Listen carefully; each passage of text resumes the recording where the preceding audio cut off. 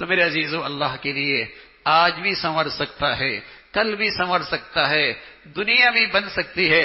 رسول کریم صلی اللہ علیہ وسلم فرمایا کرتے تھے، تلاوت قرآن دنیا کے لیے تمہارے لیے نور ہے، اور تلاوت قرآن آخرت کے لیے تمہارے لیے ذخیرہ ہے۔ اللہ کے نبی فرمانے کہ افضل عبادتی امتی تلاوت القرآن، میری امت کی افضل ترین عبادت تلاوت قرآن ہے۔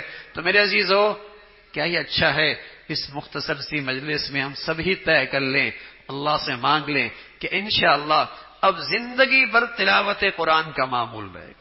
سب فرمائیے نا انشاءاللہ، انشاءاللہ زندگی بھر تلاوت قرآن کا معمول رہے گا۔ کوشش کیجئے فجر سے پہلے وقت مل جائے، فجر کے بعد مل جائے، خدا نخواستہ دن بھر مصروفیت کی وجہ سے وقت نہ ملا، رات سونے سے پہلے صحابہ خود اللہ کے نبی نے روزانہ اپنی تلاوت کا معمول بنا رکھا تھا، اور کبھی اگر دن بھر میں وہ تلاوت کا معمول پورا نہ ہوتا، رات سونے سے پہلے اپنی تلاوت کا معمول بنا لیا کرتے تھے۔ حضرت حسن فرمانے لگے، میں اپنی تلاوت کا معمول رات کو کر لیا کرتا تھا۔ حضرت حسین فرمانے لگے رضی اللہ تعالیٰ عنہما، میں اپنی تلاوت کا وقت شب رات کے آخری حصے میں کیا کرتا تھا۔ معمول ہوتا تھا کہ تلاوت قرآن کے بغیر دن نہیں مسلمان کا گزرنا۔ مسلمان کی روحانی غذا ہے، دوا ہے، صحت کا سامان ہے۔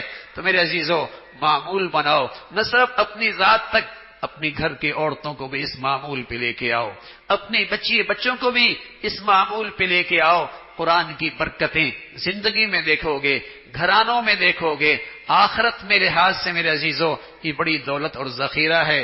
اللہ ہم سب کو قرآن کی عظمت، تلاوت، عمل کی توفیق نصیب فرمائے۔